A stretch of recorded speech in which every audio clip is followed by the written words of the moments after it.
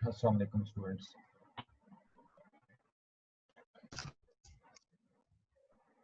हम कंटिन्यू करेंगे IFRS 9 को, लेकिन कोई क्वेश्चन है आप लोगों का पहले वाले लेक्चर में तो आप मुझसे जरूर पूछिए ताकि मैं स्टार्ट करूँ आगे।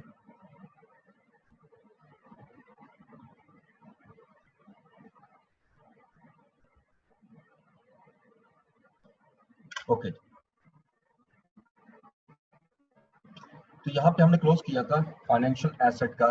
एक्चुअली हमने पढ़ा था फाइनेंशियल एसेट जो है ये हमारे चार तरीकों से हम इसको, चार डिफरेंट मेथड्स है स्टैंडर्ड में जो हमें दिए गए। एक number one is amortised cost, number two is fair value profit and loss, और फिर तीसरा fair value through other comprehensive income. ठीक है, उसमें दो आ जाते हैं, इक्विटी और डेट। तो उसकी तरफ मूव करते हैं नंबर थ्री। आज हमारा यहाँ से स्टार्ट होगा financial asset at fair value through other comprehensive income debt instrument. यानी अगर आपकी हमारी कंपनी है और उसने एक दूसरी कंपनी के डेट इंस्ट्रूमेंट बाय किए, ठीक है, और ये कंडीशन फुलफिल हो रही है जो अभी हम पढ़ेंगे, तो याद रखिएगा फिर हम उसको रिकॉर्ड करेंगे fair value through other comprehensive income. So a financial asset, a debt instrument, must be measured at fair value through other comprehensive income if both of the following conditions are met. ठीक है, अगर ये दोनों condition meet कर जाती हैं तो हम इसको बिल्कुल रिकॉग्नाइज करेंगे फाइनेंशियल एसेट को, इस डेट इंस्ट्रूमेंट यानी इस डेट इंस्ट्रूमेंट को, फाइनेंशियल एसेट को अदर कॉम्प्रिहेंसिव इनकम के तौर पर रिकॉग्नाइज करेंगे। अब पहली कंडीशन क्या है? The financial asset debt instrument is held within a business model whose objective is to achieve by both collecting contractual cash flows and selling financial assets। ठीक है, यानी मीन कि अब फाइनेंशियल एसेट, इससे पीछे जरा चलते हैं, मैं थोड़ा सा बैक पे जाता हूँ अमोर्टाइज्ड कॉस्ट में। इसमें भी जरा एक चीज गौर से देखिएगा, अमोर्टाइज्ड कॉस्ट में यहाँ पर the asset is to held within a business model whose objective is to hold the asset in order to contractual cash flows। ठीक है, यहाँ रुक गया। अब यहाँ पर देखें तो यहाँ पर वो कह रहे हैं जी financial asset is held within a business model whose objective is achieved by both collecting contractual cash flow and selling financial asset। यानी मीन कि मैंने एक डेट इंस्ट्रूमेंट एक्वायर किया है और मेरा ऑब्जेक्टिव अगर कंपनी का ये है कि हमने इसको हेल्ड करना है, नॉट इन मेच्योरिटी, यानी मैंने हेल्ड करना है लेकिन जितनी देर के लिए भी हेल्ड करना है उस दौरान के दौरान मैंने इसको कॉन्ट्रेक्चुअल कैश फ्लो भी जनरेट करना है और फिर मैंने फाइनेंशियल एसेट को सेल भी कर देना। ठीक है, and the contractual term of financial asset give rise on specified dates to cash flows that are solely payment of principal and interest on principal amount outstanding। यानी जो कॉन्ट्रेक्चुअल टर्म है उसमें यह है कि हम जो अमाउंट रिसीव करेंगे वो आपकी पेमेंट ऑफ प्रिंसिपल और इंटरेस्ट होगी। ठीक है, यानी ये दोनों कंडीशन में फर्क कोई नहीं है अमोर्टाइज्ड कॉस्ट और डेट इंस्ट्रूमेंट में, एक्सेप्ट इतना कि वहाँ सेलिंग फाइनेंशियल एसेट नहीं है। वहां पर ऑटोमेटिकली जब मैच्योर होगा आफ्टर मैच्योरिटी, तो इसका मतलब यहाँ पर before maturity ah, not till held till maturity, तो यहाँ पर हम अदर कॉम्प्रिहेंसिव इनकम रिकॉग्नाइज करेंगे।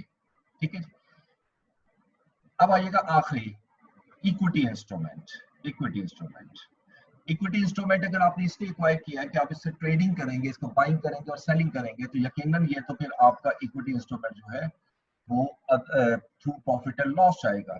लेकिन अगर अदर देन दिस है तो फिर प्रॉफिट एंड लॉस के थ्रू नहीं जाएगा।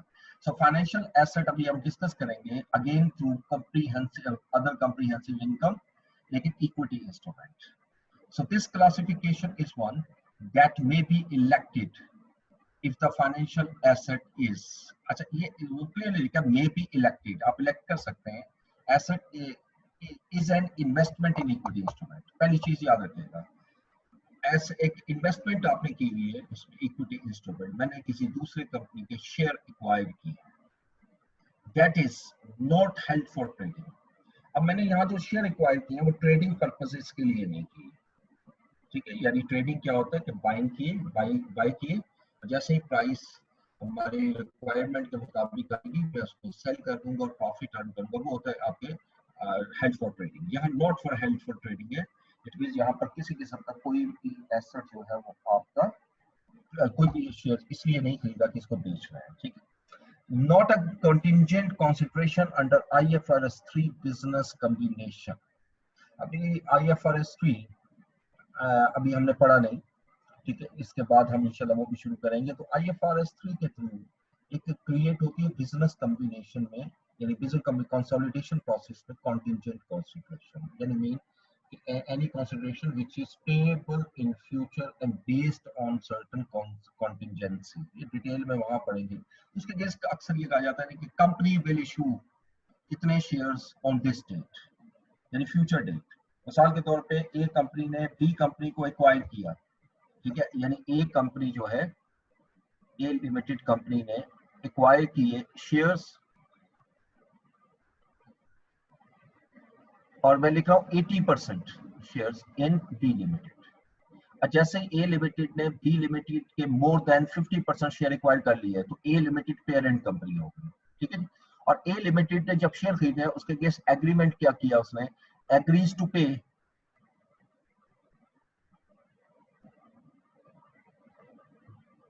2 शेयर्स। सर एक रिक्वेस्ट है आपसे। जी जी सर ये जो कलर है कोई अगर और यूज कर लें, ये जो रेड कलर है ये नजर नहीं आता सही स्क्रीन पे लिखा हुआ, बिल्कुल भी इसमें वर्ड्स बड़े वेग हो जाते हैं। अच्छा, इस पे बाय डिफॉल्ट आता ही है, मैं फिर आपको दूसरा बोर्ड यूज कर लेता हूँ, ये कर सकते हैं, ठीक है, इसमें बाय डिफॉल्ट आता ही है। Okay sir.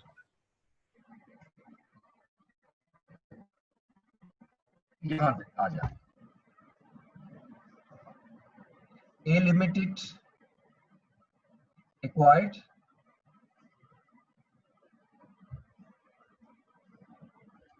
मैं वही ले रहा हूँ 80% शेयर्स इन बी लिमिटेड। अच्छा, अब जब आपने शेयर एक्वायर किए तो एग्रीमेंट तो होगा ना, पेमेंट कैसे करनी है, how a will make payment, मुख्तलिफ होती है। Some time payment is made through cash, some time payment is made through after few months and so on. यहाँ पर वो बात कर रहा है डेफर्ड कंसिडरेशन, कॉन्टिंजेंट कंसिडरेशन, उस लिए मैं उसको डिस्कस कर रहा हूँ, कॉन्टिंजेंट कंसिडरेशन। अब कंपनी ये कहती है जी कि आई शेल पे, shell issue 3 shares against 4 share held,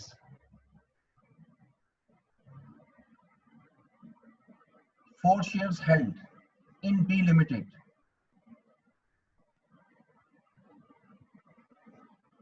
ठीक है जी, in 2 years time if share price of B Limited is rupees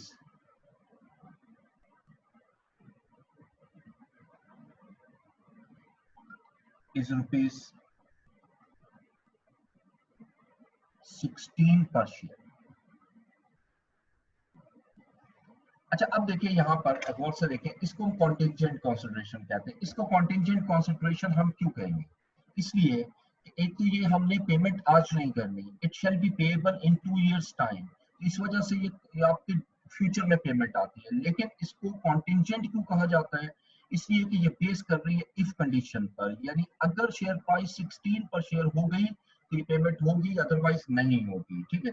इसको कहते हैं कॉन्टिंजेंट कंसिडरेशन। अब ये क्यों रिकॉर्ड किया जाता है, ये IFRS 3 की रिक्वायरमेंट है, मैं वो यहाँ डिस्कस नहीं करूंगा, ठीक है, वो हम जब स्टैंडर्ड पढ़ेंगे वो डिस्कस करेंगे। मैं सिर्फ इसको एग्जांपल को बीच में लाने का मकसद मेरा सिर्फ इतना है कि ये जो उसने वर्ड लिखे इसको क्लियर कर लें। अगर कोई कंपनी शेयर एक्वायर कर रही है इस पर्पस के लिए कि वो ट्रेडिंग नहीं करेगी, नंबर 2 वो कंपनी शेयर एक्वायर कर रही है, यानी एक और कंपनी के शेयर एक्वायर कर, लेकिन उसके अगेंस्ट कोई कॉन्टिंजेंट कंसिडरेशन नहीं है, उसके अगेंस्ट कोई कॉन्टिंजेंट कंसिडरेशन नहीं है, ठीक है।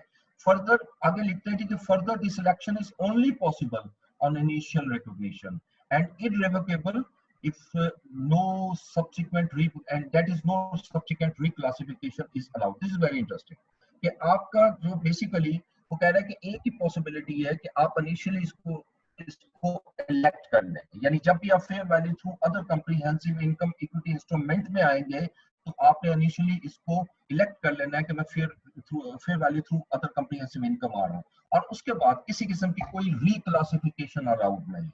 यानी ये नहीं हो सकता है कि बाद में फेयर वैल्यू थ्रू इस वक्त fair value through other comprehensive income है तो फ्यूचर के अंदर fair value through profit and loss हो जाए। ठीक है, मसलन अब इसकी वर्डिंग के मुताबिक अगर मैं ये कहूँ कि आज आपने एक शेयर एक्वायर किया है नॉट फॉर ट्रेडिंग पर्पसेस, इसमें फॉल कर रहा है ना, investment in equity instrument that not held for trading. ठीक है, तो इसका मतलब हमने इसको इलेक्ट कर लिया as a equity instrument through other comprehensive income. Okay, अब after 4-5 months or after 1 year or 2 years, the management has decided to kept this investment as a for trading purposes, यानी वही शेयर ट्रेडिंग पर्पसेस के लिए रखने का ऐलान करती है, इंटेंशन जाहिर करती है।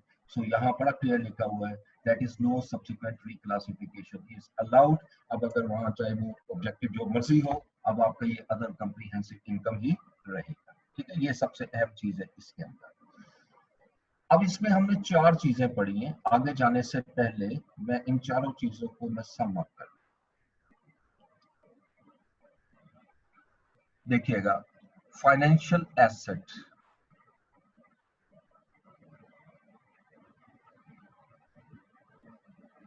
Can be in the form of debt और इंस्ट्रूमेंट और इक्विटी। मैं डेरिवेटिव की तरफ नहीं आ रहा, तो वो हमारे सिलेबस में नहीं है, सिर्फ डेट और इक्विटी की बात कर रहा हूं, या वो डेट इंस्ट्रूमेंट होगा या इक्विटी इंस्ट्रूमेंट। ठीक है, अच्छा, अगर आपने डेट इंस्ट्रूमेंट एक्वायर किया है, डेट इंस्ट्रूमेंट, पहले मैं इस तरफ आऊंगा, उसमें इंटेंशन ये है, number 1 keep till maturity.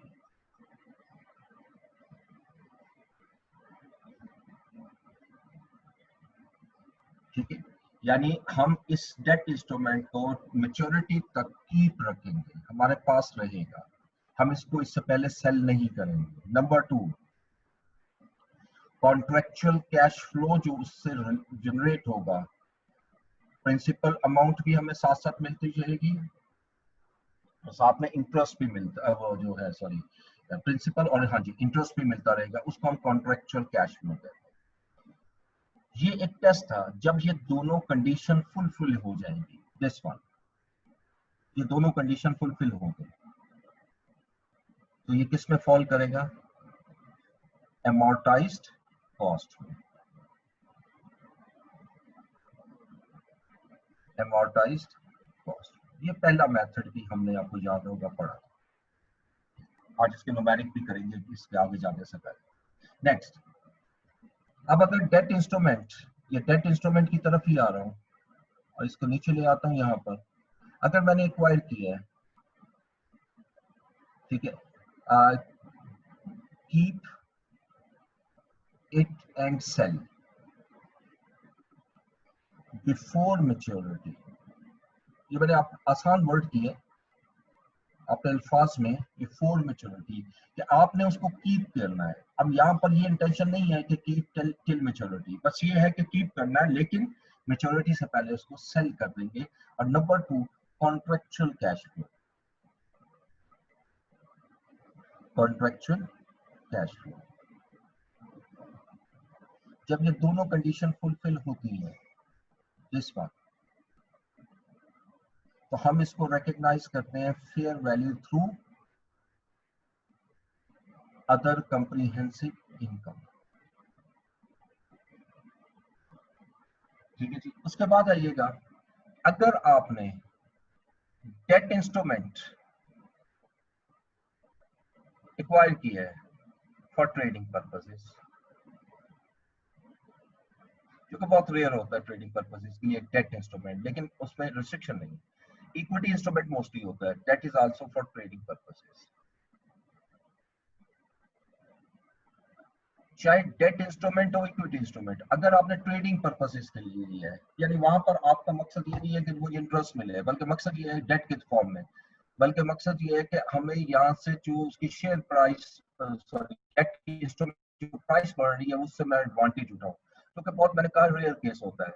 Equity के केस में ऐसा मुमकिन होता है क्योंकि इसकी प्राइस सेपरेटली कोट करती है स्टॉक एक्सचेंज, तो ऑब्वियसली जो स्टॉक वैल्यू इंक्रीज होगी डिक्रीज होगी वो इसका इफेक्ट करेगी और वही हम इसको लेंगे। अब ट्रेडिंग जो है पर्पसेस के लिए हो, चाहे वो डेट इंस्ट्रूमेंट हो इक्विटी, लेकिन मोस्टली आप देखो इक्विटी का वर्ड लिखा होता है, इसके लिए अब यूज करते हैं fair value through profit and loss. ठीक है, और अभी हमने जो पढ़ा, और अगर इंस्ट्रूमेंट इक्विटी है और आपने नॉट फॉर ट्रेडिंग पर्पसेस के लिए लिया,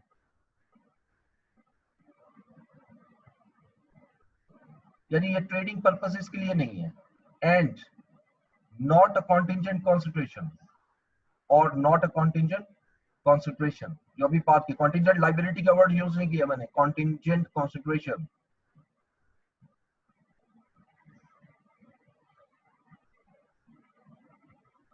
तो उस सूरत में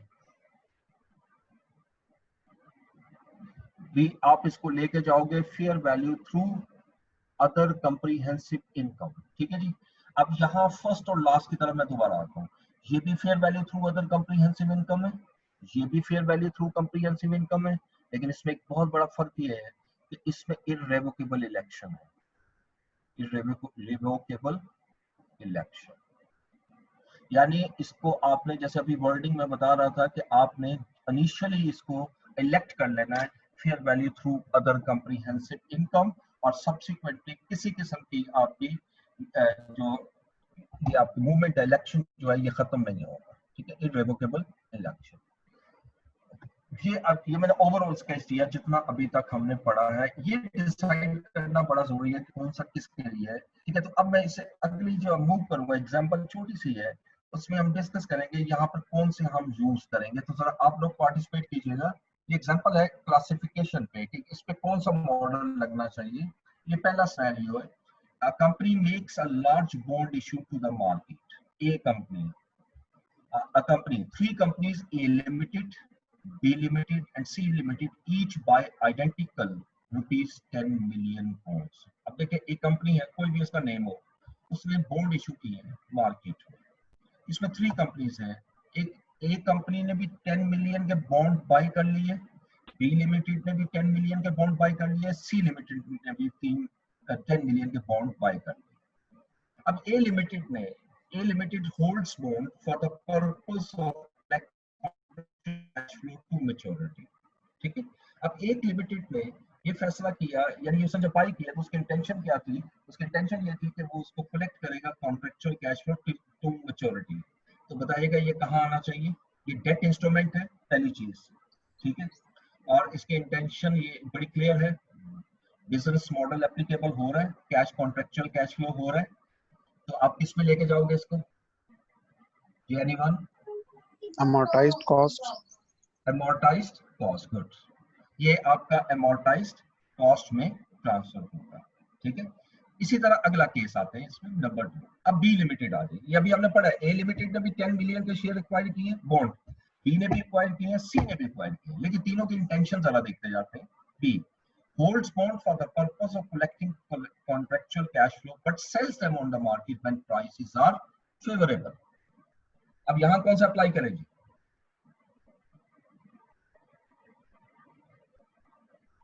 fair value through other fair value through other comprehensive income. ठीक है जी, fair value through other comprehensive income. ठीक है, क्योंकि यहाँ पर अब टिल मैच्योरिटी नहीं है ना, आपने कॉन्ट्रेक्चुअल कैश फ्लो जनरेट कर रहे हैं, लेकिन ये लिखा है but sells them on the market, यानी मैच्योरिटी से पहले हम सेल कर देंगे व्हेन प्राइसेस आर फेवरेबल। तो ये ट्रेडिंग नहीं है, ट्रेडिंग और चीज है, वहां पर आपका कॉन्ट्रेक्चुअल कैश फ्लो नहीं आएगा, प्लीज ये ध्यान रखिएगा, क्योंकि वहां पर अगर कैश आ रहा है तो ठीक है फाइन, नहीं आ रहा तो उसे कोई कंसर्न नहीं है, उनका ऑब्जेक्टिव कुछ और है वहां पर ट्रेडिंग के लिए। सी लिमिटेड में आए, so C limited very simple, buys bonds to trade in them. C limited ने बॉन्ड्स बाय किए हैं सिर्फ इसलिए कि उसको ट्रेड कर सके। जी बच्चों बताओ किस, ये तो बहुत आसान है, fair value through profit and loss, Profit and loss। through profit and loss। जी ठीक हो गया जी, थ्रू प्रॉफिट एंड लॉस। तो ये मैंने 3 सिनेरियो लिए अभी आपके सामने, और ये तीनों सिनेरियो आपके बुक में दिए हुए हैं, आप इसमें से भी पढ़ सकते। अब इससे आगे मेरा स्टैंडर्ड प्रॉपर शुरू होने लगा, अभी तो सिर्फ क्लासिफिकेशन आई थी, यानी किस सूरत में किसको किस तरह डील करना, ठीक है। इनिशियल मेजरमेंट आ जाए, जैसे स्टैंडर्ड में रूल होता है इनिशियली कैसे मेजर करना है, सब्सिक्वेंटली कैसे मेजर करना है। Initial measurement of financial asset and in fact all instrument, अच्छा ये जो लिखा हुआ है इनफैक्ट ऑल फाइनेंशियल इंस्ट्रूमेंट, यानी ये मेजरमेंट फाइनेंशियल एसेट के लिए भी कह सकते हैं और लायबिलिटी, लेकिन इस अगर हम एसेट पढ़ रहे हैं तो छोड़ दें लायबिलिटी। अच्छा, is always at fair value, ये हमेशा फेयर वैल्यू पर होगी and may involve the adjustment for the transaction cost. अच्छा, what is the transaction cost ये आगे डिटेल में हम पढ़ेंगे, लेकिन जैसे आप कोई शेयर इशू करते हैं कोई भी कंपनी या कोई भी बॉन्ड इशू करती है कोई कंपनी, और जिस वक्त दूसरी कंपनी या दूसरा बिजनेसमैन उसको एक्वायर करता है तो उस पर एक ब्रोकरेज पे की जाती है, ठीक है, and that brokerage is your transaction cost, ठीक है।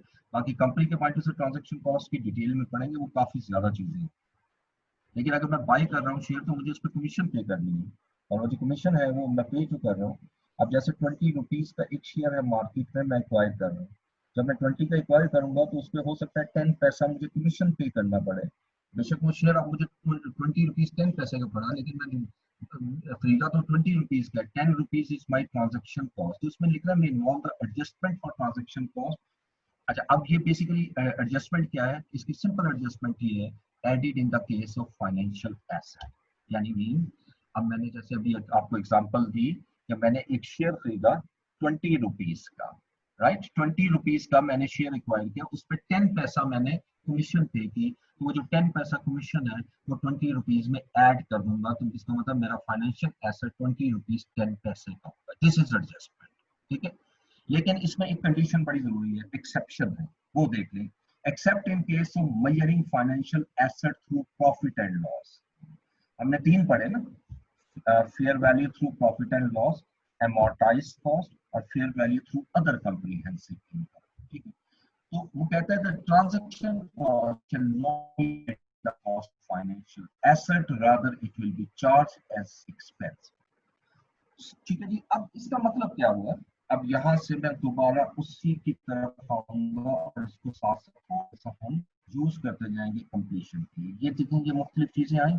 अब अगर मैं यहाँ से ही, आप ये टू लिखी हुई है ऊपर, ये 4 आ रही है, 2 fair value through other comprehensive income है जिसमें एक रिडेबिटेबल इलेक्शन है, एक अमॉर्टाइज कॉस्ट है, एक fair value through profit and loss है। अब अगर कहीं पर भी ट्रांजैक्शन कॉस्ट आती है तो उसका ट्रीटमेंट क्या पड़ा हमें, ट्रांजैक्शन कॉस्ट, ये चारों के सामने मैं लिखूंगा जी। अगर fair value through other comprehensive income है तो ऐड करेंगे, एडिड इन फाइनेंशियल एसेट, ये एफए का वर्ड जो मैं लिख रहा हूँ, दिस इज फाइनेंशियल एसेट, मैं एक दफा यहाँ लिख देता हूँ, एफए का वर्ड हम यूज करेंगे, financial asset, so far as the lecture is concern, ठीक, हम इस लेक्चर के हवाले से बात कर रहे हैं। तो हम इसको जो ट्रांजैक्शन कॉस्ट है वो ऐड कर देंगे फाइनेंशियल एसेट में। अगर अमॉर्टाइज्ड कॉस्ट होगा तब भी हम ऐड करेंगे इन फाइनेंशियल एसेट, लेकिन जब fair value through profit and loss होगा तो चार्ज एज एक्सपेंस होगा, यानी not added in financial asset, charge as expense, and even fair value through other comprehensive income irrevocable election भी हो तो एडेड इन फाइनेंशियल एसेट। तो मेरा ख्याल है ये बहुत आसान हो गया, अगर मैं इस तरह कहूँ सिर्फ एक जगह फाइनेंशियल एसेट में ऐड नहीं होगा, बाकी हर जगह होगा, ठीक है। और वो कौन सी जगह नहीं होगा, जहां पर fair value through profit and loss, ठीक हो गया। ये आपका यहाँ पर मैंने आपसे डिस्कशन की इसके हवाले से। ओके, नेक्स्ट आता है, जैसे मैंने अभी बात की थी ट्रांजैक्शन कॉस्ट को हम थोड़ा सा डिटेल में डिस्कस करेंगे, ये होती क्या है। Transaction costs are incremental costs that are directly attributable to the acquisition, issue, or disposal of financial instrument. अब चाहे इंस्ट्रूमेंट हो, चाहे वो इक्विटी इंस्ट्रूमेंट हो, और इवन चाहे डेरिवेटिव हो जो हमारे सिलेबस में नहीं है, अगर मैं उसको एक्वायर करता हूँ, अगर मैं उसको इशू करता हूँ या उसको डिस्पोज करता हूँ, उस पर एक डायरेक्टली एट्रीब्यूटेबल कॉस्ट मुझे पे करनी पड़ेगी। डायरेक्टली एट्रीब्यूटेबल कॉस्ट बड़ी सिंपल है कि अगर ये ट्रांजैक्शन होगी तो मैं कॉस्ट पे करूंगा, ट्रांजैक्शन नहीं होगी तो कॉस्ट पे नहीं करूंगा, ठीक है। सो उसको हम ट्रांजैक्शन कॉस्ट का नाम देते हैं। ये कुछ एग्जांपल स्टैंडर्ड ने दिए हैं, इसको एक्सप्लेन कर देता हूँ मैं आपको। Fees and commission paid to agents, advisers, brokers and dealers. ठीक है, ये जितने एजेंट्स होते हैं, एडवाइजर्स होते हैं, ब्रोकर, डीलर वगैरह, ये सब अपनी फी लेते हैं या कमीशन लेते हैं, दैट्स एवरीथिंग। ठीक है, समटाइम कंपनी ने बॉन्ड खरीदने हैं या शेयर्स खरीदने, चलो शेयर्स, शेयर्स रिस्की बड़ा होता है। अब उसके लिए आपको एडवाइजर की जरूरत है कि जो हमें ये गाइड कर सके, और बड़े ही हम बाय करते हैं, बहुत बड़ा रिस्क क्रिएट होता है। अगर आपकी शेयर प्राइस गिर जाए तो मिलियंस ऑफ रुपीस का भी लॉस हो सकता है। तो वहां पर कई दफा we are willing to pay the fees to the expert person, to the adviser, जिसको मोस्टली हम सर्टिफाइड फाइनेंशियल एनालिस्ट कहते हैं। और this people are very vigilant. ठीक है, वो एडवाइजर्स के तौर पर रोल अदा कर रहे हैं, तो उनको फी पे करते हैं। और बाकी ब्रोकर है, एजेंट है या डीलर है, वो कमीशन ले रहा होता है। ठीक है, levies by regulatory authority agencies and security exchanges। अब जैसे अब वो जो कमीशन अगर वो ले रहा है, तो हो सकता है कमीशन के साथ कुछ एक्साइज ड्यूटी इम्पोज हुई हो, ये भी हो सकता है कुछ थोड़ा सा टैक्सेशन इम्पोज हुई। वो सोशल, वो जो सिक्योरिटी एक्सचेंज कमीशन या रेगुलेटरी एजेंसीज के जो भी लेवीज होंगी, वो भी उसके अंदर ट्रांजेक्शन कॉस्ट के अंदर ऐड होंगी, क्योंकि वो भी पे करनी पड़ेगी। ठीक है, ट्रांसफर टैक्सेस एंड ड्यूटीज, ऐसे टैक्स और ड्यूटीज जो ट्रांसफर हो जाते हैं, यानी one person to another person transfer हो जाते हैं। ठीक है, क्योंकि हमने पे किया ना, तो हम उसको कॉस्ट में ऐड कर देंगे, यानी ट्रांजैक्शन कॉस्ट में लेंगे, और जब सेल करेंगे तो ऑटोमेटिकली हमें रिसीव हो जाएंगे, तो कैंसिल हो जाएंगे। लेकिन जब बाय करेंगे उस वक्त हम इसको ऐड करेंगे।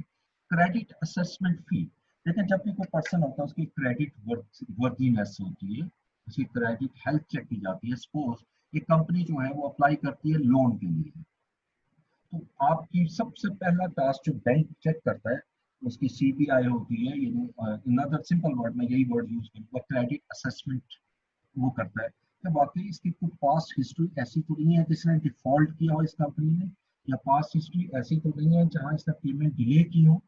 If the answer is no, तो इसका मतलब credit assessment is better.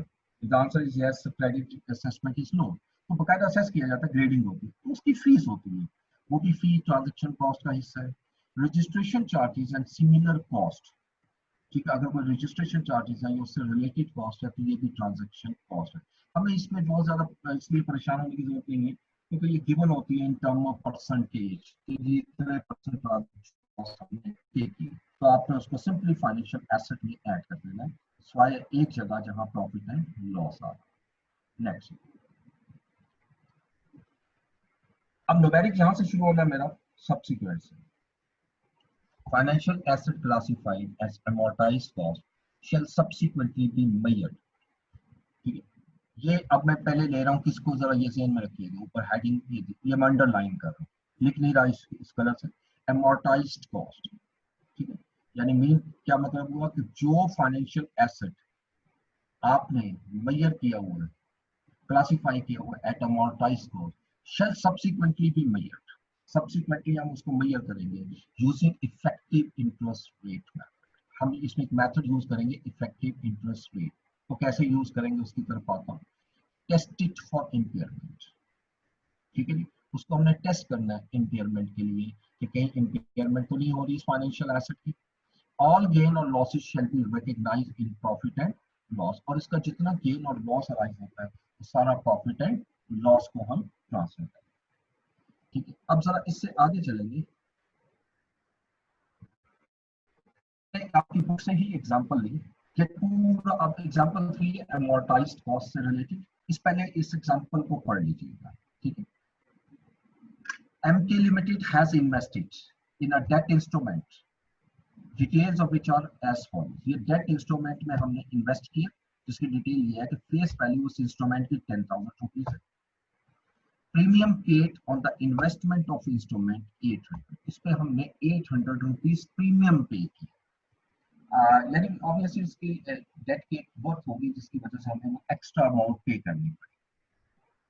Transaction cost paid on investment of the instrument rupees 200, और जो हमने इन्वेस्टमेंट की है इंस्ट्रूमेंट में, उस पर जो ट्रांजैक्शन कॉस्ट पे की है वो 200 rupees.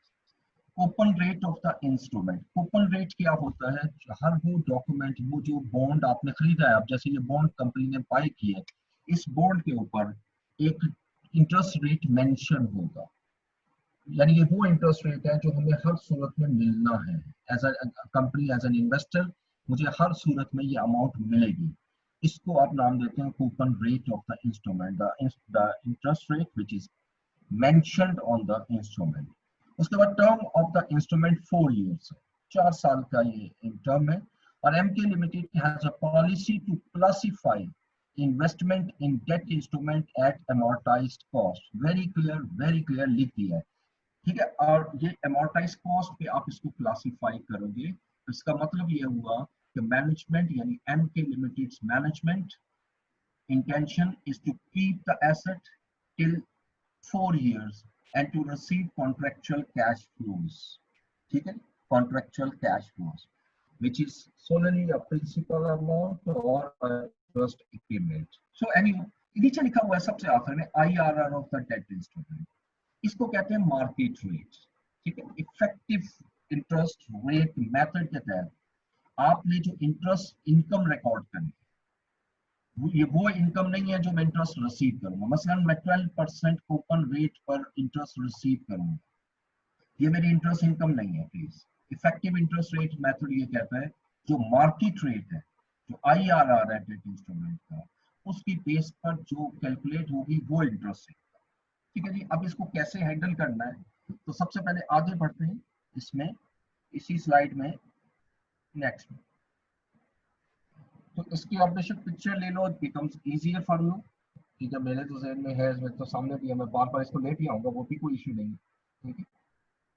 So well, initial measurement, देखो सब दो चीजें मुझे कैलकुलेट करनी हर हालत में, दो चीजें। नंबर 1 इनिशियल मेजरमेंट और नंबर 2 आपका amortization schedule। इनिशियली हमने क्या पढ़ा था कि इनिशियली amortized कॉस्ट जो है वो आपकी जो फाइनेंशियल एसेट है that shall be recognised at fair value, ठीक है।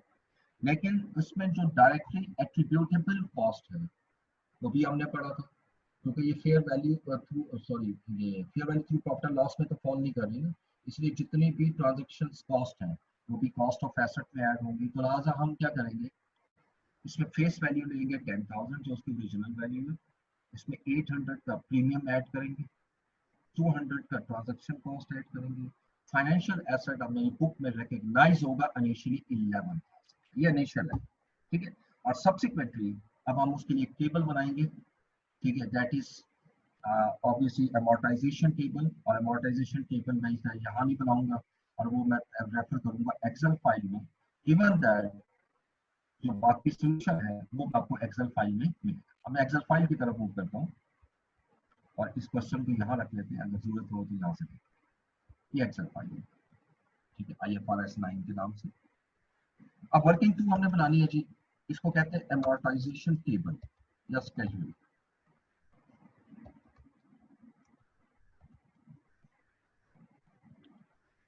अच्छा, अब यहाँ पर हम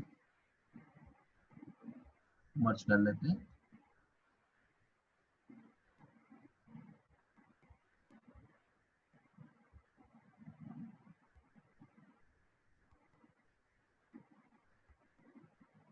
मुझे जो जो चीज जाती जाएगी मैं आगे लिखा जाऊंगा। 5 कॉलम में बना लेता हूँ फिलहाल। सबसे पहले मुझे चाहिए होगी डेट या ईयर भी लिख सकते हैं, कोई बात। नेक्स्ट,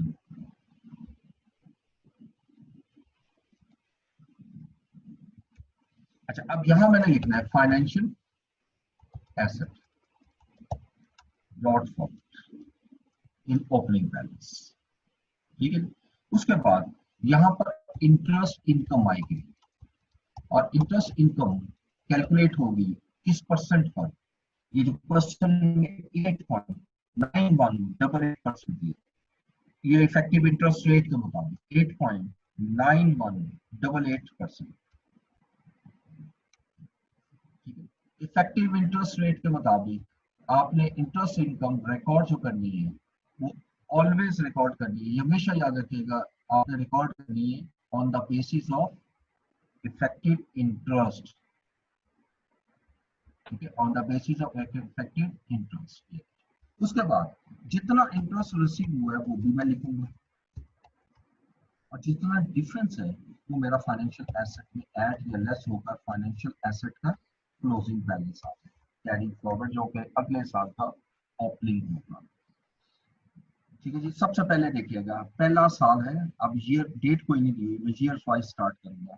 फर्स्ट ईयर 1, जब पहला साल था आपका, उस वक्त फाइनेंशियल एसेट आपने इनिशियली किस पर रिकॉर्ड किया, ये अभी हमने डिस्कशन भी की थी कि फेस वैल्यू, जैसे मैंने कैलकुलेशन शो की थी, face value 10,000, premium 100, transaction cost 200, total 11,000 financial asset आ जाएगा। ठीक है, ये 11,000 की अमाउंट यहाँ आ जाएगी फाइनेंशियल।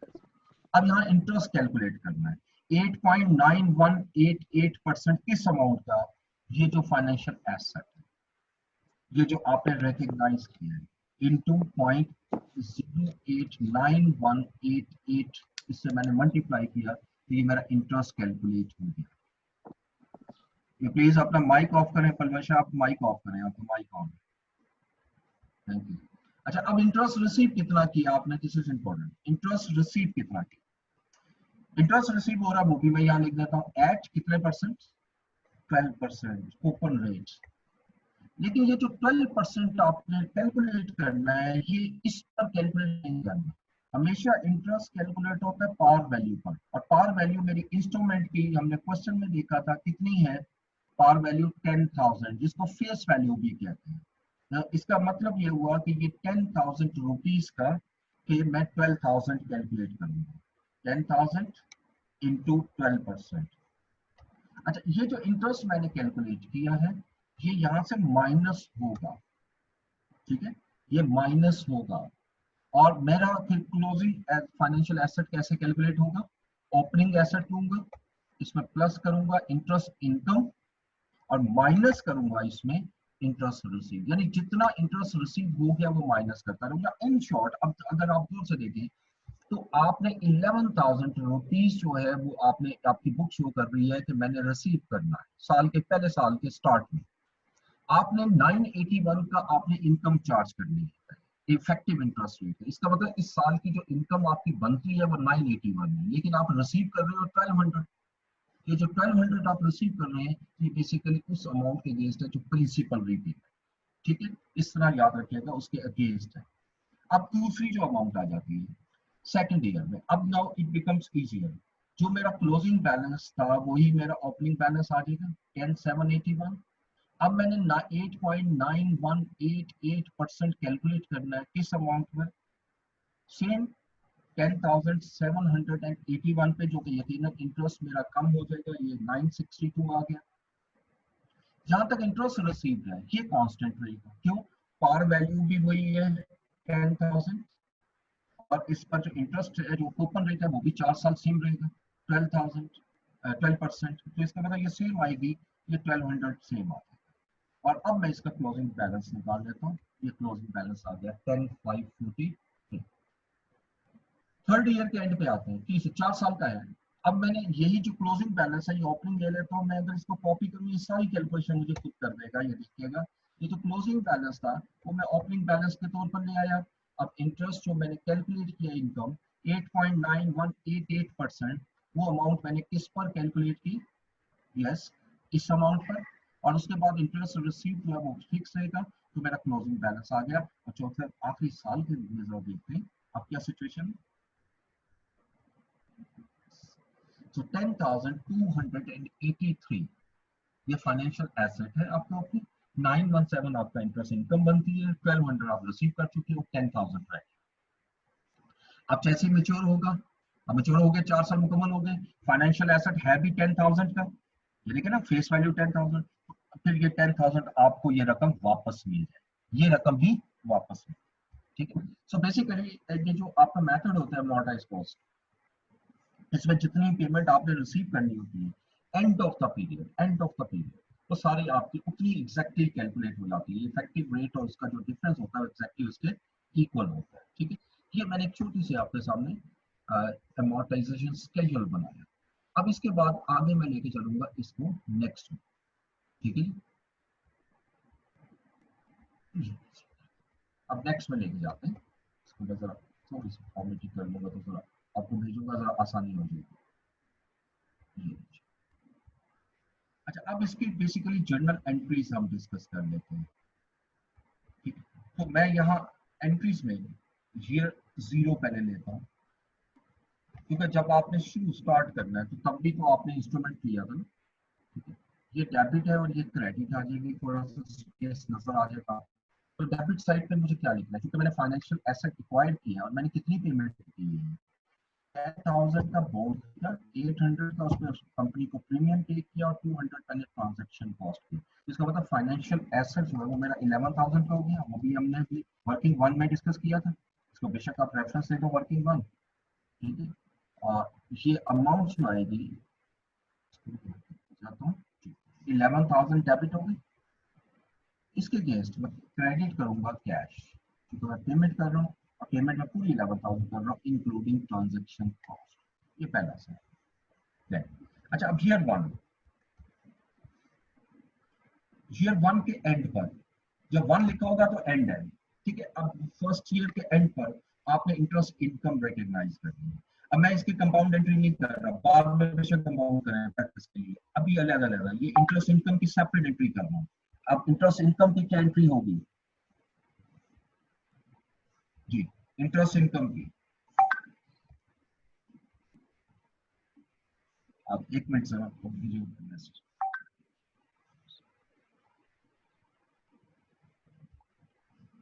ओके। अब यहां पर आएगा आपका जी, डेबिट करेंगे फाइनेंशियल एसेट। ठीक है, ये मैं फाइनेंशियल एसेट को डेबिट करूंगा, यानी financial asset in other word मेरी रिसीवेबल अमाउंट है, रिसीवेबल बढ़ गया। और क्रेडिट होगा मेरा इंटरेस्ट इनकम,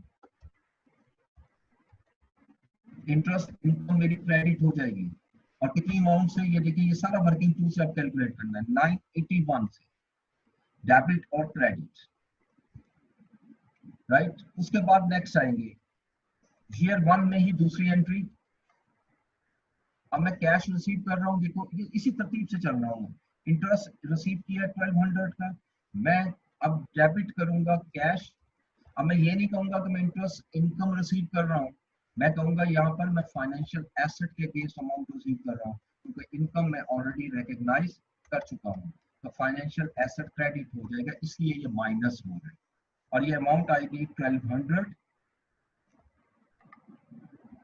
ये 1200 की अमाउंट हमने यहाँ पर रिकॉर्ड।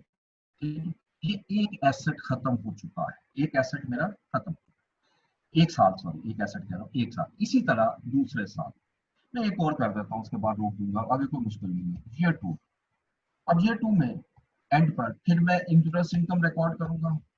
तो मैंने डेबिट करना है फाइनेंशियल एसेट और क्रेडिट करनी है मैंने interest income. By how much amount, अब चूंकि सेकंड ईयर है तो अमाउंट विल बी 960।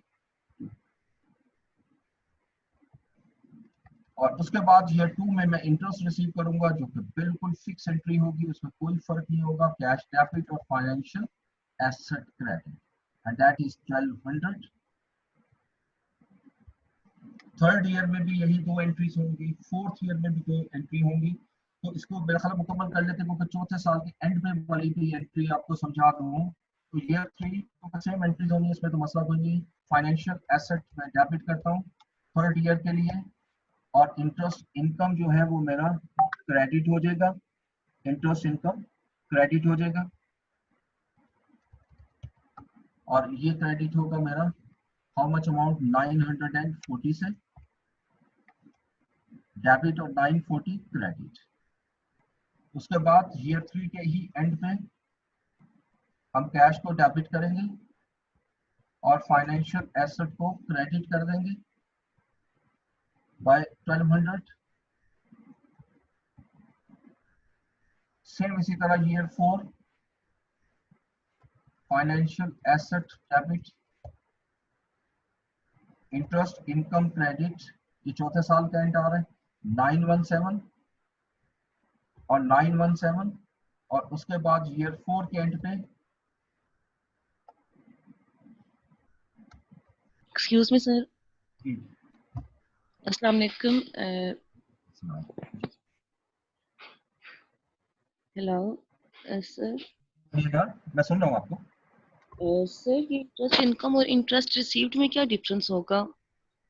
जी मैं फिर दोबारा भी बता देता हूँ। देखिए हमने अभी पढ़ा था इस स्लाइड में कि IFRS हमें अलाउ करता है कि अमोर्टाइज कॉस्ट में हम जो मेथड यूज करेंगे वो मेथड सिर्फ एक ही है, मेथड सिर्फ एक होगा, ठीक है। और वो मेथड कौन सा है? अब इफेक्टिव इंटरेस्ट रेट मेथड।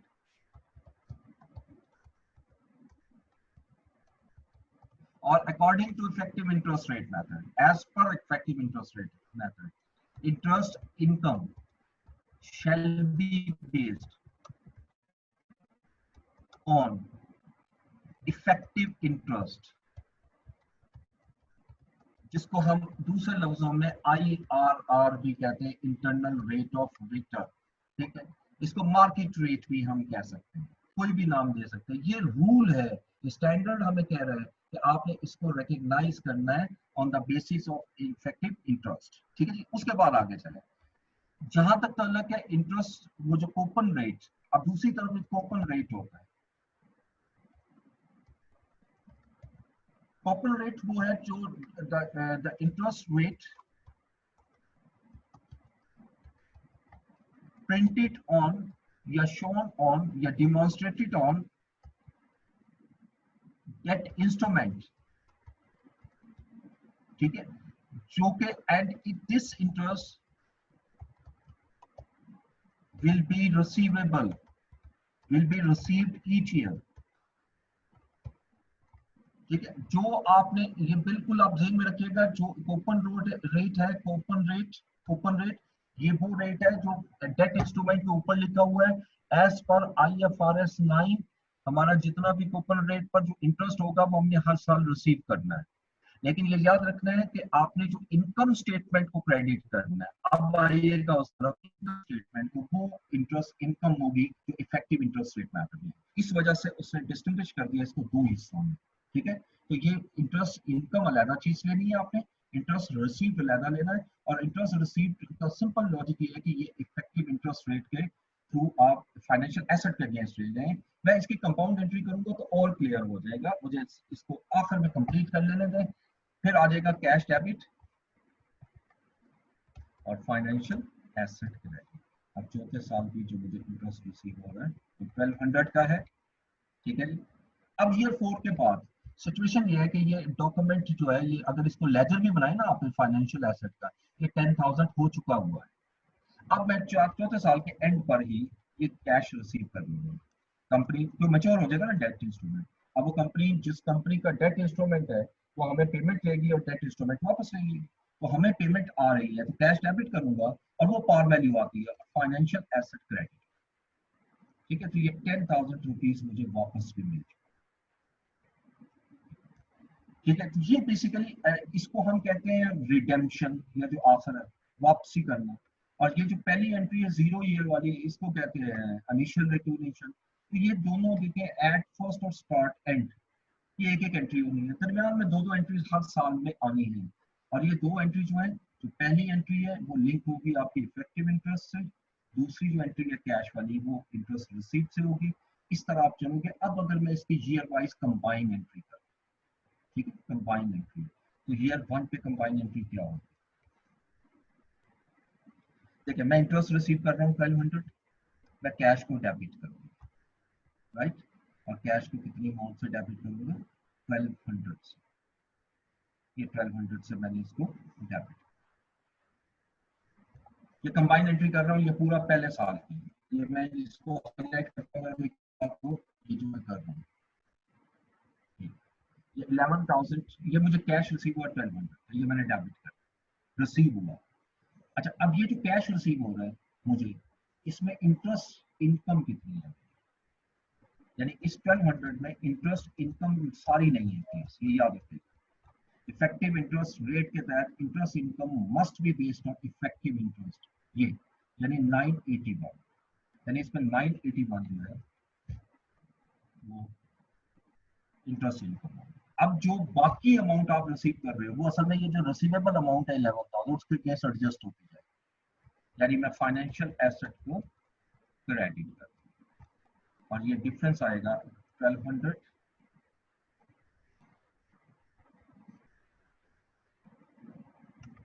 219 से, ठीक है। तो ये 219 के अमाउंट यहाँ कहीं नजर नहीं आएगी आपको, कोई बात नहीं, क्योंकि वहाँ हम ग्रॉस मेथड है, ये नेट मेथड, इसके नेट के थ्रू करते हैं, नेट मेथड में दोनों मर्ज हो जाते हैं, ठीक है। और इस तरह हर साल की ट्रांजेक्शन करेंगे। एक मैं और कर देता हूँ सेकेंड ईयर की। अब एंट्री कोई रहनी है प्लीज, कैश डेबिट होगा और कैश फी 1200 ही आना है मुझे, लेकिन सेकेंड ईयर के एंड पे इंटरेस्ट इनकम है वो सेम नहीं होगी ना।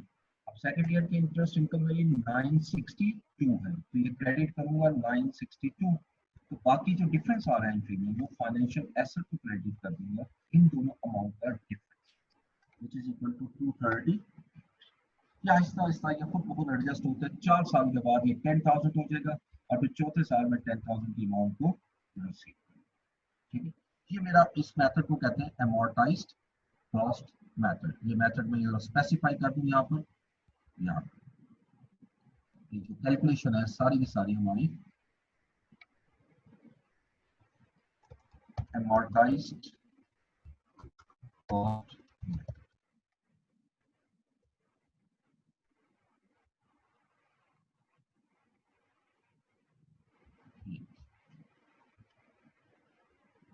ठीक है जी, ये पहला हिस्सा हो गया हमारा amortized cost का। नेक्स्ट आते हैं, अब दोबारा मैं यहाँ पे आऊंगा, यहाँ तक किसी को क्वेश्चन पूछनी मैं आगे रहूंगा। और अब ध्यान में रखिएगा कि ये हमारा डिसकंटिन्यूएशन नहीं होगी, अब ये मुसलसल चलेगा हमारा ये लेक्चर कंटिन्यूअसली, इसलिए विजिलेंट बैठना है।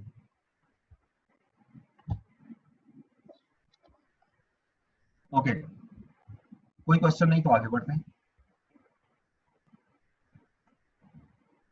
ये तो हमने कर लिया जी इनिशियल मेजरमेंट और ये भी हो गया। यहां से आते हैं, अच्छा, financial asset through other comprehensive income debt instrument, ठीक है।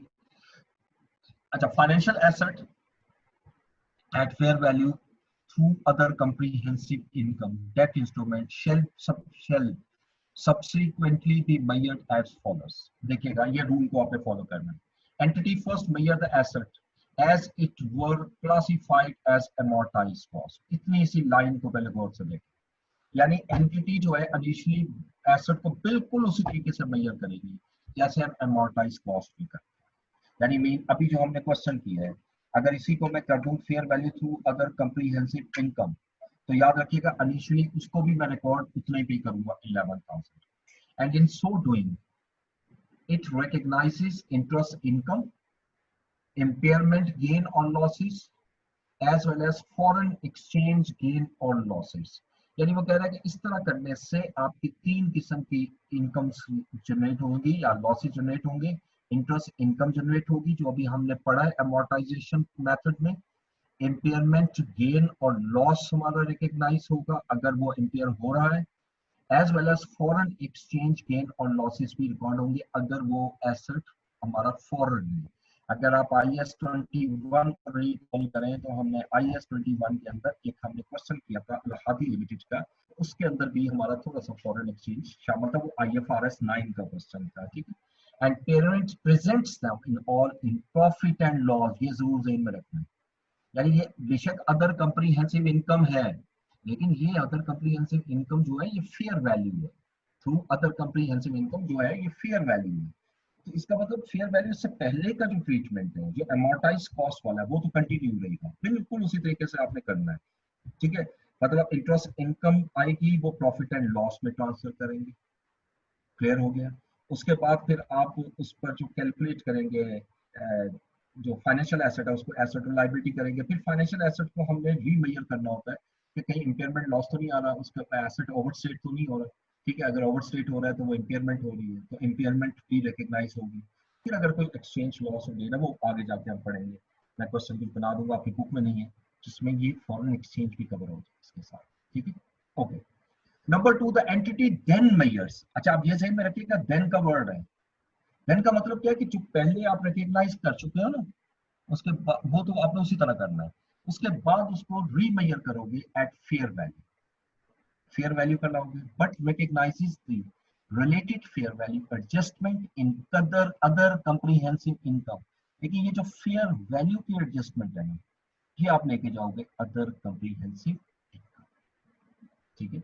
These cumulative fair value gains or loss recognized in other comprehensive income will eventually be reclassified to profit and loss, but only upon derecognition, ठीक है। क्योंकि यहाँ पे तो irrevocable election नहीं है ना, लेकिन वो कह रहे हैं कि ये सारे का सारा जो है रिक्लासीफाई हो जाएगा, लेकिन डीरिकग्निशन पे।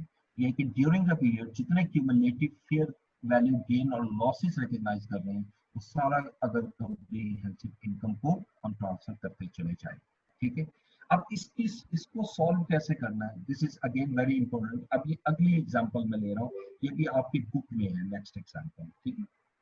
इसको पहले पढ़ ले, फिर मैं स्लाइड की तरफ एक्सेल की तरफ मूव करूंगा। एग्जांपल 4 है fair value through other comprehensive income debt instrument, ठीक है, पेज 487 पर। अब Kalam Limited has invested in a debt instrument, details of which are as follows। अब इसमें face value of the instrument है वो 10,000 है आपकी। Premium paid on the investment of the instrument 1245, ये उसमें ऐड हो जाएगी फाइनेंशियल एसेट में। Transaction cost paid on the investment of the instrument, ये भी ट्रांजैक्शन कॉस्ट में ऐड हो जाएगी फाइनेंशियल एसेट की। Coupon rate of the instrument 16%, ये वही जो है आपका जो इंटरेस्ट रिसीव करना है आपने वो 16% करना है। Term of the instrument 4 year, exactly वही आ रहा है। Kalam Limited has a policy to classify investment in debt instrument at fair value through OCI, ठीक है। ये अब आपने इसको रिकॉर्ड करना है अदर कम्प्रीहेंसिव इनकम के through. IRR of the instrument is 10.95, ठीक है। ये मेरा आपका आ जाएगा IRR। उसके बाद fair value of the instrument year wise is as follows, ये उसकी फेयर वैल्यू दी है, ये एडिशनल डाटा है जो इससे पहले हमने कहीं यूज नहीं किया, ठीक है। अब ये सारा आपके सामने आ गया, अब इसको हम सॉल्व करेंगे। अगेन एक्सेल की शीट में आऊंगा, एक्सेल ये जो भी हमने दिस वन इज एग्जांपल 3, इसको शीट नेम दे देते हैं, रीनेम एग्जांपल 3। अच्छा, अब इस अगली शीट में हम जाएंगे और ये इसको मैं रीनेम कर देता हूँ एग्जांपल 4।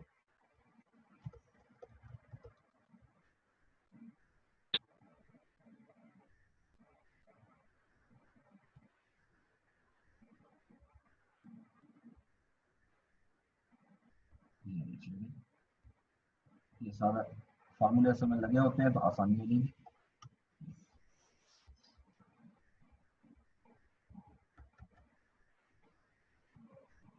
ये सारा मैं खत्म कर रहा हूँ। इसकी वजह यह है कि यहाँ पर अब एक्सट्रैक्ट भी हमें शो करने हैं। एक्सट्रैक्ट हम पिछले भी डिस्कस कर लेते हैं, उसमें भी कोई मसला नहीं, ठीक है। पिछले एग्जांपल में आते हैं सर, एक्सट्रैक्ट की तरफ आएंगे। अगर वो एक्सट्रैक्ट रिक्वायर करता है आपसे छोटे सर, वो भी यहाँ बना लेते हैं। एक्सट्रैक्ट अगर हम बनाएं from statement of comprehensive income,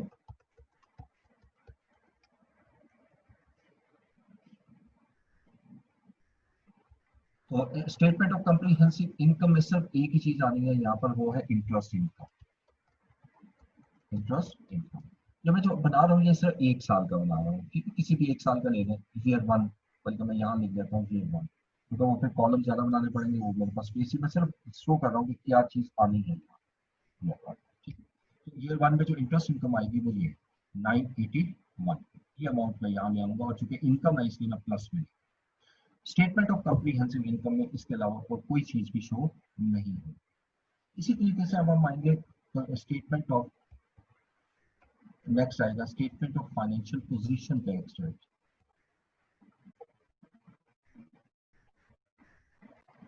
statement of financial position year 1, ठीक है। और इसमें आप शो करोगे फाइनेंशियल एसेट्स।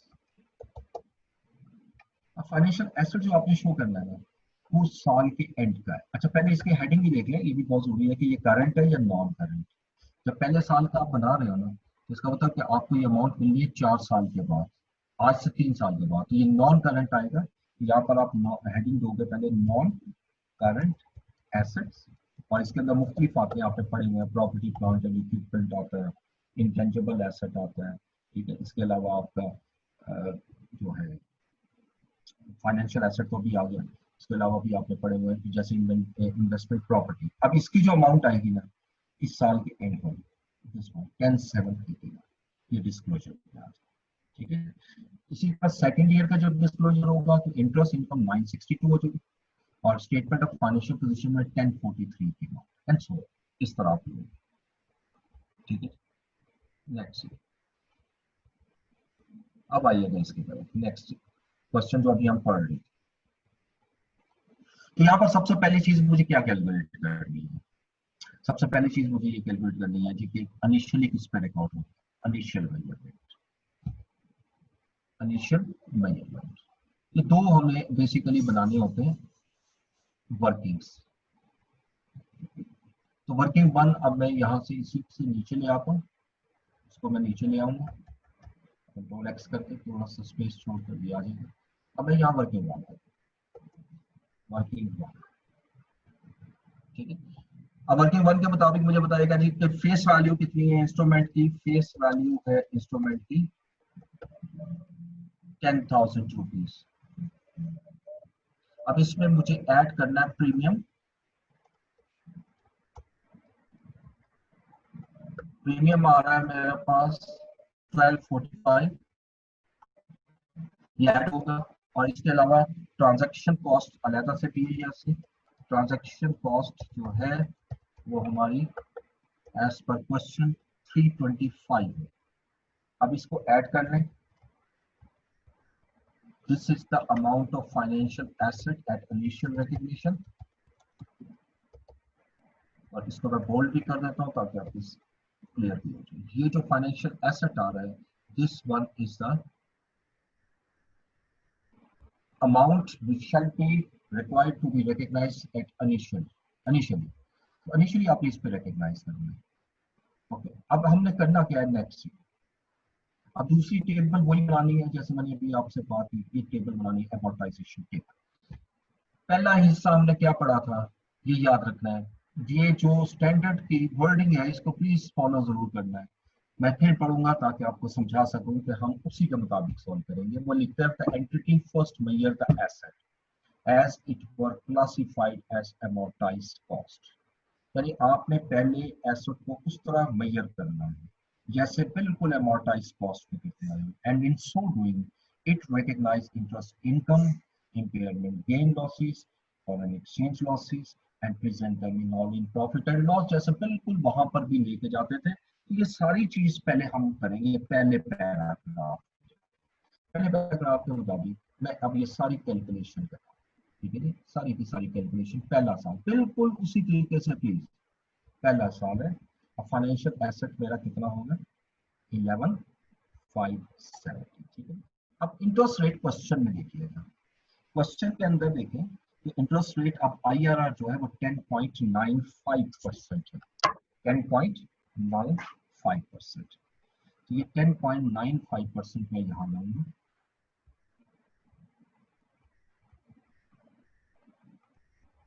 ये 10.95%। और इंटरेस्ट जो रिसीव होगा हमें वो कितने परसेंट है कूपन रेट 16%, यानी ये 16% जो है मुझे कूपन रेट आ जाएगा।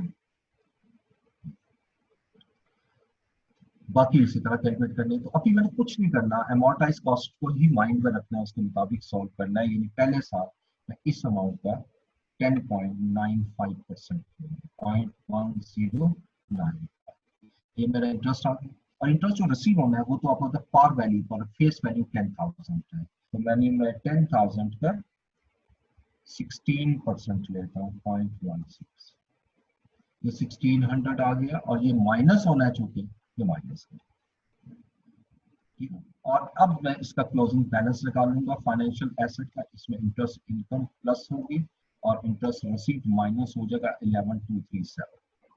सेकेंड ईयर में आएंगे, यही अमाउंट में यहाँ से स्टार्ट लूंगा ओपनिंग बैलेंस के तौर पर, ठीक है। उसके बाद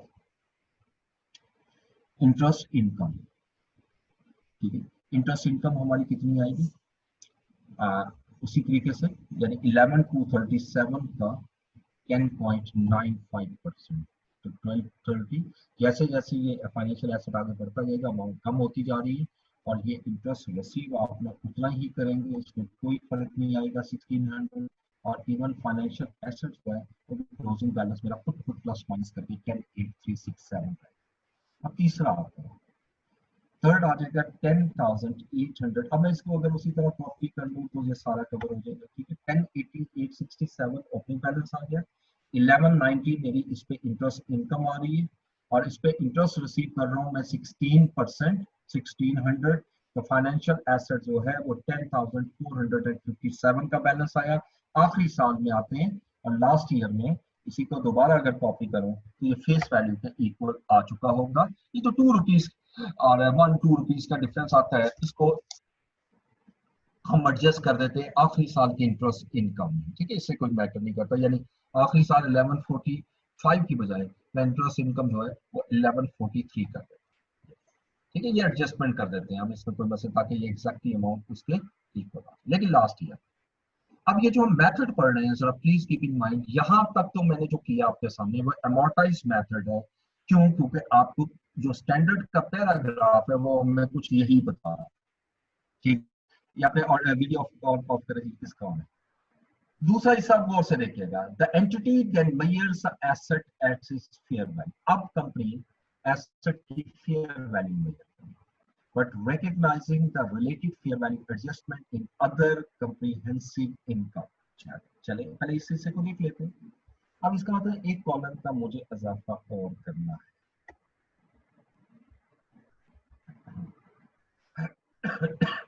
फाइनेंशियल। अब यहां पर मैं क्या लिखूंगा, फेयर वैल्यू जो हमें गिवन है, ठीक है। ये कॉलम हमें ऐड करने पड़ेंगे मजीद।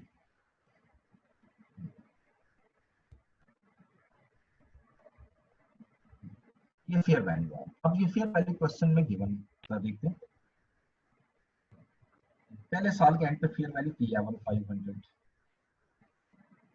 दूसरे साल के एंड पे 11,200, तीसरे साल के एंड पर 10,700। चौथे साल फेयर वैल्यू चाहिए नहीं क्योंकि वो तो अब एक्सपायर हो जाएगा, इसको जीरो कर, ठीक है।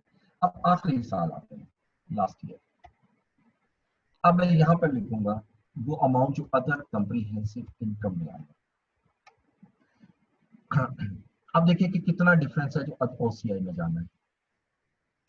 आपकी फेयर वैल्यू जो फाइनेंशियल एसेट की क्लोजिंग बैलेंस है वो 11,237 आ रहा है, जबकि फेयर वैल्यू कितनी है 11,500, 11,500।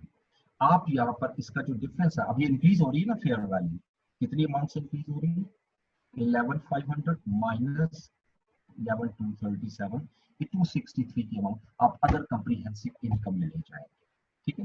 सो ये जो लाइन है मैं इसको पहले क्लियर कर दूं, दोबारा से पढ़िएगा, बड़ी अहम है। कोई काम हम ऐसा नहीं कर रहे जो स्टैंडर्ड की वर्डिंग के अगेंस्ट है। The entity then measures the asset at its fair value. Company फिर अपने एसेट को फेयर वैल्यू पर मेजर करेगी, जैसे मैंने 11,500 पे लाकर किया, और वो कहता है but recognises the related fair value adjustment in other comprehensive income. लेकिन ये जो आपकी अदर का जो एडजस्टमेंट आ रही है ये अदर कॉम्प्रिहेंसिव इनकम हो रही है, ठीक है। नेक्स्ट ईयर में नेक्स्ट ईयर बड़े ध्यान से समझना, अगर मैं इसकी कैलकुलेशन करूं, दिस वन 11,200 माइनस, अब फेयर वैल्यू इतनी है ना और बुक वैल्यू इतनी है, ये 333 बनेगा, ठीक है। लेकिन ये याद रखिएगा कि ये जो 333 की अमाउंट है ये क्यूमुलेटिव है।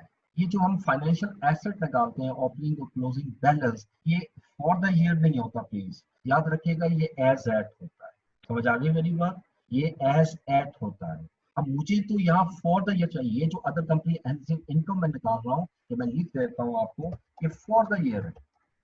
अब मुझे फॉर द ईयर चाहिए तो 333 तो शो नहीं कर सकता।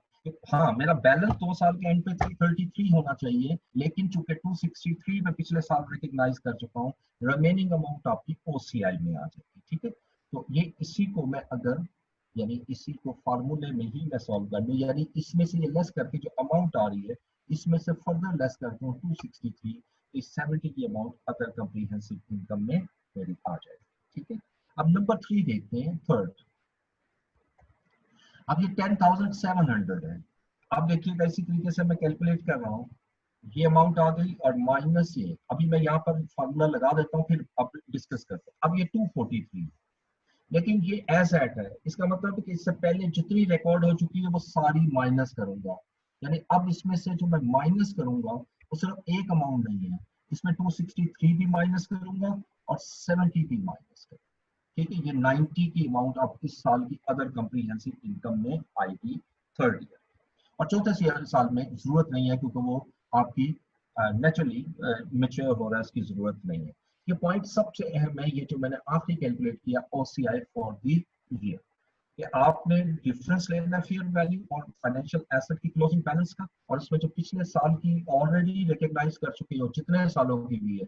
देखो यहाँ मैंने जब कैलकुलेशन की तो सिर्फ 263 माइनस किया था, यहाँ जब कैलकुलेशन की तो मैंने 263 भी माइनस किया और 70 भी माइनस किया, क्योंकि एज एट का कॉन्सेप्ट आपका आ रहा होता है। इसलिए स्टैंडर्ड की वर्डिंग जो ये कह रही है, this cumulative fair value gains और loss recognised in other comprehensive income will eventually be reclassified to profit and loss but only upon de-recognition। ठीक है, ये जितना भी अमाउंट है ये इवेंचुअली फिर प्रॉफिट एंड लॉस में चली जाएगी जब ये डी-रिकॉग्निशन होगी, हमें उस तरफ जाने की जरूरत नहीं, वो खुद ब खुद होगा। ठीक है, तो ये सारा मैकेनिज्म है। सो अगर मैं ये कहूँ कि अमॉर्टाइज ये जो fair value through other comprehensive income है डेट इंस्ट्रूमेंट, और ये भी याद रखिएगा ये डेट इंस्ट्रूमेंट है, fair value through other comprehensive income method, और आगे लिखिएगा डेट इंस्ट्रूमेंट।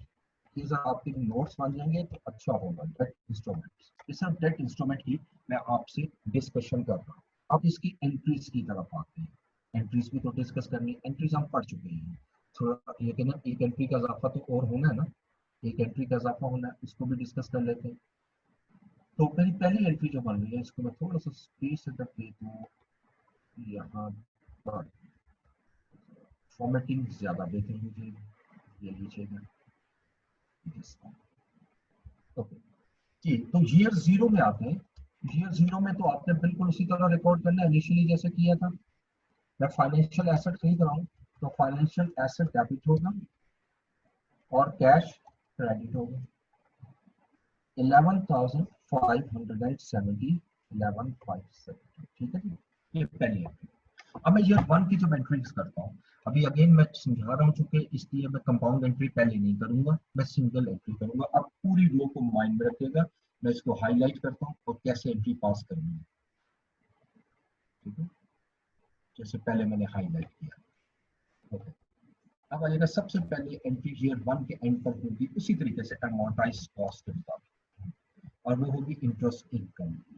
तो इंटरेस्ट इनकम की एंट्री होगी फाइनेंशियल एसेट डेबिट और इंटरेस्ट इनकम क्रेडिट, और ये अमाउंट होगी 1267। उसके बाद इसी साल में ईयर वन में अब मैं इंटरेस्ट इनकम के बाद इंटरेस्ट रिसीव होगा मुझे 16%, तो एंट्री क्या होगी कैश डेबिट और interest receive credit, interest income credit, sorry financial asset credit, financial asset credit वो तो ऐड हो चुका है ना, उसके लिए रिसीव होगा, और रिसीव हो रही है हमारी 1600। ठीक है, अब यहाँ तक ध्यान रखिएगा ये वही एंट्रीज हैं जो मैंने अमॉर्टाइज कॉस्ट में डिस्कस की, यहाँ तक आ चुका हूँ। अब इससे आगे एंट्री होगी, अब इसको फेयर वैल्यू पे ला रहा हूँ, तो फेयर वैल्यू पे लाऊंगा तो फाइनेंशियल एसेट की वैल्यू बढ़ जाएगी। मैं यहाँ लिखूंगा फाइनेंशियल एसेट डेबिट, ये इंक्रीज हुई, और फेयर वैल्यू जो अगेन आ रहा है जो अदर कम्प्रीहेंसिव इनकम को ट्रांसफर करना है, उसको मैं यहाँ लिखूंगा अदर कम्प्रीहेंसिव इनकम।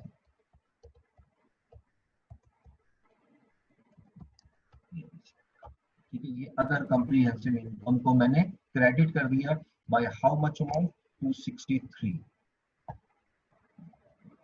ये 263 की अमाउंट मेरी यहाँ पर कैलकुलेट हो गई। ठीक है, अब अगर मैं इसी साल का एक्सट्रैक्ट भी बना दूं आपको, extract from the first year, extract बना पहले साल का, तो पहले साल में अब यहाँ पर दो हिस्से आते हैं, प्रॉफिट एंड लॉस का हिस्सा आता है पहला, जब आप स्टेटमेंट ऑफ कॉम्प्रिहेंसिव इनकम बनाओगे तो ये और अंडर पे टैली कर देता हूँ, तो पहले साल के जो प्रॉफिट में आप शो करोगे वो इंटरेस्ट इनकम आएगी बिल्कुल उसी तरह, और इंटरेस्ट इनकम मेरी जो आएगी पहले साल में वो कितनी होगी, जो इस साल की इफेक्टिव इंटरेस्ट रेट से निकली है, ये देख सकते हो 1267। और कोई चीज यानी अमोर्टाइज कॉस्ट में भी ऐसे था, ये बैक पे मैं जाता हूँ एग्जांपल 3 में देख सकते हैं 981, ठीक है। उसके बाद अब एक चीज और आ रही है, that is other comprehensive income.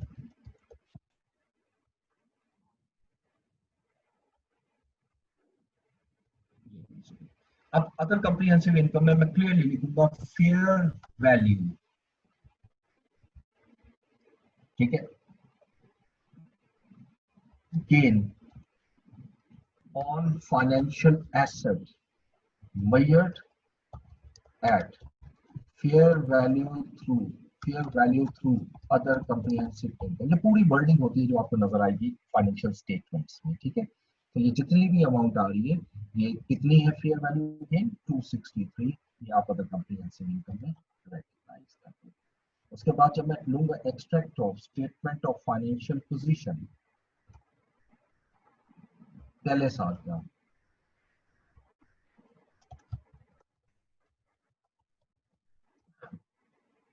Statement of financial position में हम पढ़ चुके हैं सिर्फ एक चीज आएगी नॉन करंट एसेट यहाँ पर, और वो फाइनेंशियल एसेट्स है। इस वक्त बोल्ड टैली कर लेते हैं, और उसके बाद यहां मैं लिख दूंगा फाइनेंशियल, और फाइनेंशियल एसेट मेरा कितना आएगा 11,500, जो फेयर वैल्यू के इक्वल है, ठीक है। अच्छा, अब दूसरा ये क्वेश्चन आता है कि जब हम 11,500 की अमाउंट को रिकॉग्नाइज कर रहे हैं तो फिर हम 11,237 से क्यों स्टार्ट कर रहे हैं, बिकॉज हमारा जो पहली कैलकुलेशन है वो सारी अमोर्टाइज कॉस्ट के सिर्फ हम ये हिस्सा जो है ओसीआई में लेके जा रहे हैं, ठीक है। ये याद रखिएगा, ये इसका मतलब बाकी प्रॉफिट एंड लॉस में जा रहा है जो उसने वर्डिंग यूज की है। तो इस तरह ये पहले साल का मैंने आपके सामने एक्सट्रैक्ट बनाया है, ये सिर्फ पहले साल का एक्सट्रैक्ट है। इसी तरह सेकंड ईयर की एंट्रीज में आएंगे, सेम उसी तरह आप इंक्रीज करते करेंगे सेकंड ईयर, ठीक है। तो सेकंड ईयर में ईयर 2, अब यहाँ पर कैश डेबिट होगा, कैश रिसीव हो रहा है, और फाइनेंशियल एसेट क्रेडिट होगा। अब तो पहले फाइनेंशियल एसेट की एंट्री कर लो इनकम की, फाइनेंशियल एसेट डेबिट हुआ और इंटरेस्ट इनकम मेरी क्रेडिट हो जाएगी। हाउ मच अमाउंट 1230 से, ठीक है। उसके बाद ईयर 2, अब ईयर 2 के बाद अब हम डेबिट, अब ये ईयर 2 में ही हम कैश रिसीव कर रहे हैं, कैश डेबिट होगा और फाइनेंशियल एसेट क्रेडिट होगा, और ये अमाउंट आएगी 1230, ये 1230 से हमने क्रेडिट, ठीक हो गया। अच्छा, जैसे हमने ये रिकॉर्ड किया, अब दूसरे साल के एंड पे दोबारा फेयर वैल्यू मेजर कर रहे हैं, और अब देखें फेयर वैल्यू, सर ये सर ये 1600 नहीं होगा? जी सॉरी 1600 आएगा, ओके फाइन। अच्छा, तीसरा आ जाए, आप बोलने की हिम्मत नहीं रहती। ईयर 2, अच्छा तीसरा के एंड पे अदर कॉम्प्रिहेंसिव इनकम देखें तो कितनी आ रही है 70। तो इसकी आप एंट्री पास करनी है इसी तरह, फाइनेंशियल एसेट डेबिट और अदर कॉम्प्रिहेंसिव इनकम क्रेडिट, और ये अमाउंट आएगी 70। अब जब सेकंड ईयर में आप आओगे, ये सेकंड ईयर यही शो करता हूँ, तो यहाँ इंटरेस्ट इनकम अब मेरी कितनी आएगी कि 1230, ठीक है। और अदर कॉम्प्रिहेंसिव इनकम में जो आप रिकॉर्ड करोगे वो कितना आएगा 70। अच्छा, अब आइएगा, चूंकि मैंने इसलिए रोका था कि मैंने एक हेड अभी ऐड करना है स्टेटमेंट ऑफ फाइनेंशियल पोजीशन में। अब यहाँ पर तो अमाउंट वही आ जाएगी 11,200, सॉरी ये वाली 11,200। अब देखिएगा इससे नीचे इक्विटी भी आती है, इक्विटी में अदर कॉम्प्रिहेंसिव इनकम आता है, यहाँ पर हम लिखेंगे अदर रिजर्व्स का वर्ड भी लिख सकते हैं, अदर कॉम्प्रिहेंसिव इनकम भी लिख सकते हैं। अच्छा, जब मैं इस साल में आऊंगा ना अदर कॉम्प्रिहेंसिव, क्योंकि पहली दफा क्रिएट हो रही है, इस साल की अदर कॉम्प्रिहेंसिव इनकम मेरी वही होगी 263। लेकिन प्लीज याद रखिएगा, जब अगले साल आऊंगा, चूंकि statement of financial position as at होती है, तो लास्ट जो ओपनिंग बैलेंस ये है प्लस इस साल की जो अदर कॉम्प्रिहेंसिव इनकम है, देखो ऊपर हेडिंग में भी मैंने लिखा हुआ OCI फॉर द ईयर, जो उस साल की आपकी इनकम है वो ऐड होगी, ये 333 आ जाएगी ऑटोमेटिकली। 333 वही है जो मैंने पहले आपके सामने यहाँ कैलकुलेट की थी। ये स्टेटमेंट ऑफ फाइनेंशियल फिगर का स्टेटमेंट का फिगर है, और स्टेटमेंट ऑफ फाइनेंशियल पोजीशन आपको मालूम है एज एट होती है, एज एट, ठीक है। इसी तरीके से आप तीसरा और चौथा साल इसको मुकम्मल करें, ठीक है। तो मैं जरा अब पहले आपकी आज अटेंडेंस लूंगा और उसके बाद फिर आगे बढ़ेंगे, जितना टाइम बचेगा फिर आगे।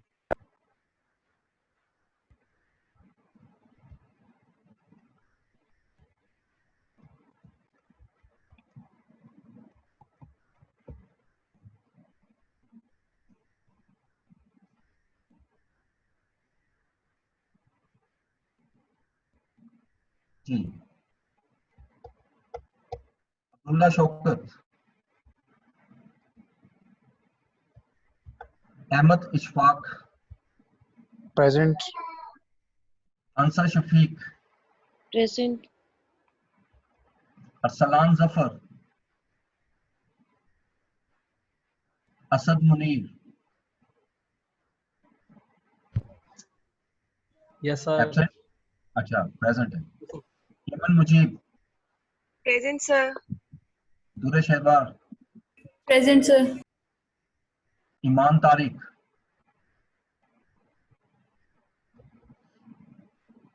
फियाज नोमान, Vice Chair present.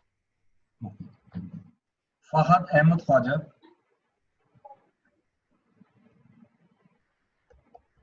फजर option,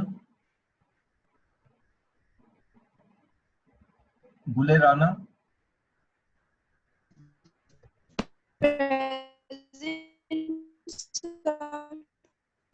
present.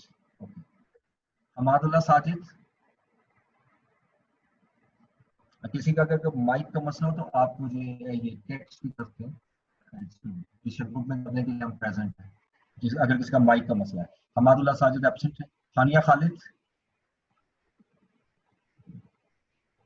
Absent. Hira Nahid absent. Javeria Zafar absent. Maimuna Zubair absent. Mahvish Khan, Present, sir. Nishan Zameer, Present, sir. Mohammad Ahmad, Present, sir. Mohammad Ali खरन,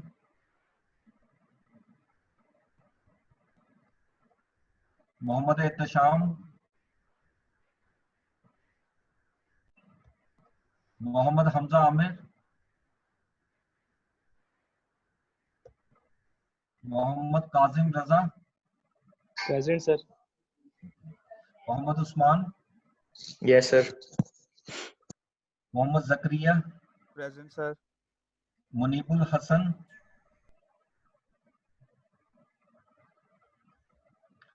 Nawal Fakhar, Present, sir. Then Noman Javed,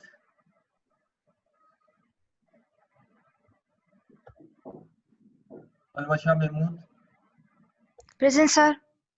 कुरातुलैन Aslam, Yes, sir. Rabia Saqib, Present, sir. Shahid Akram, Present, sir. Syeda Masooma Batool, Present, sir. Tehreem Salman, Present, sir. Usama Khan और जुनैद वसीम। ओके, अब कोई ऐसा रह तो नहीं गया? मैं सबमिट करने लगा हूं। डन।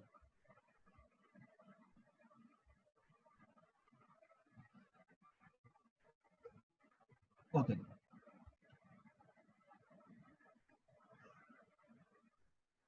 तो वी हैव जस्ट